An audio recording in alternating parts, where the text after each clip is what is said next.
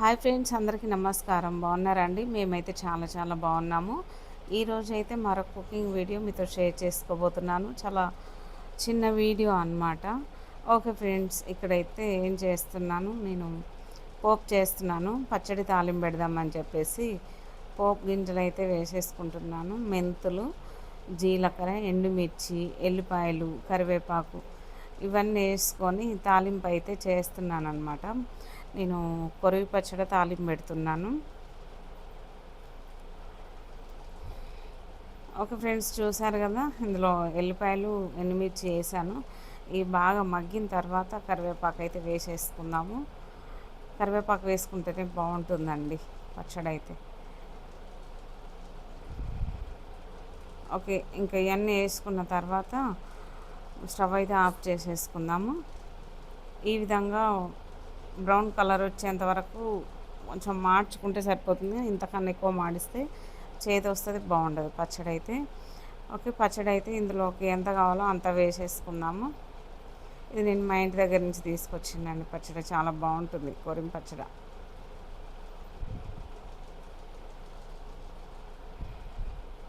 ఈ పచ్చడి వేడివేడి అన్నంలోకి చాలా బాగుంటుంది. చిన్నపిల్లలకి పెడితే ఇంకా చాలా ఇంట్రెస్ట్గా తింటారండి. అంటే దీన్ని కారం అస్సలు ఉండదు అన్నమాట. కారం అసలు చాలా తక్కువగా ఉంటుంది. ఓకే, ఇంకా ఆయిల్ అయితే కొంచెం అయితే బాగుండు అనిపించింది నాకు. పచ్చడి ఎక్కువైంది, ఆయిల్ తగ్గిపోయింది అనమాట. ఓకే, ఇంతవరకు అయితే బాగుంటుందండి. ఇట్లా తాలింపు పెట్టేసుకొని ఒక గిన్నెలో స్టోర్ చేసేసుకుంటే మనకి చాలా రోజులు నిల్వ ఉంటుంది కదా అది.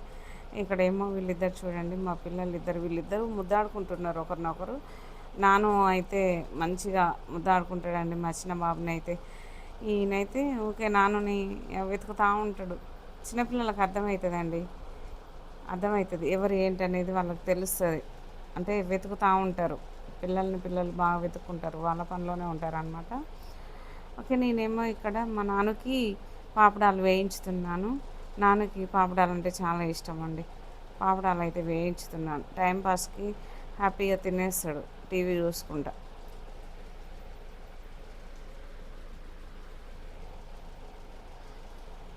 ఇంకా కొన్ని అయితే వేయించి రిమైనింగ్ అయితే దాసేస్తాను. చూడండి, కొంచెం అంటే వేసాను అనమాట. ఇది మేము ఒక 10 డేస్ బ్యాక్ తీసుకొచ్చాము పాపడాలు. ఎప్పుడు ఇంట్లో ఉండేలాగా చూసుకోవాలండి. పిల్లలకి ఏం లేకపోయినా సరే తినడానికి అప్పటికప్పుడు మనము ఇన్స్టాంట్గా వేయించిస్తే హ్యాపీగా తినేస్తారు. ఓకే, చూసారు కదా, ఇవన్నీ నాన్నకి ఇస్తే కొంచెం ఆయన తినేసి రిమైనింగ్ అట్లా దాచుకుంటాడు అనమాట. కాకపోతే మొత్తం నాన్న తినేస్తాడు, కానీ ఎక్కువ టైం తీసుకొని తినేస్తాడు అనమాట. ఇక్కడేమో నేను దొండకాయల కర్రీ చేస్తున్నాను.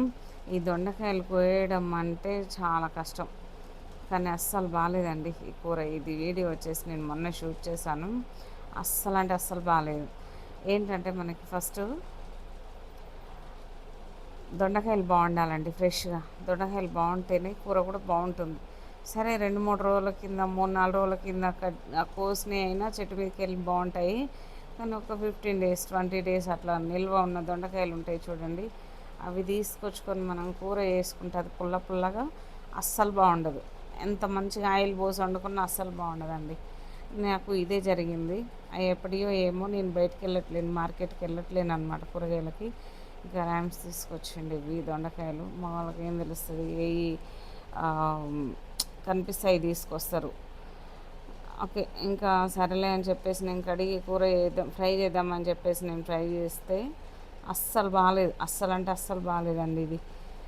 ఇంకా దీంట్లో అయితే కారం వేస్తున్నాను. కొంచెం ఎల్లిపాయలు దంచేసాను అనమాట, అల్లం పేస్ట్ లేకుండే ఎల్లిపాయలు అయితే దంచాను, వేసుకున్నాను. తర్వాత ఉప్పు, కారం ఇవన్నీ వేసేసుకున్నాను అనమాట. ఓకే, దీని అంతటిని బాగా కలిపేసుకొని ఒక 2 మినిట్స్ అట్లా వదిలేస్తే మంచిగా మనకి ఆయిల్ కొంచెం పైన తేలినట్లయి మనకు కూర అనేది రెడీ అయిపోతుంది. కొంచెం మగ్గాలి అండి. ఎంత మగ్గినా సరే ఈ దొండకాయ కూర అయితే అసలు బాగాలేదు. మొన్న వేసాను ఈ కూర నైటు.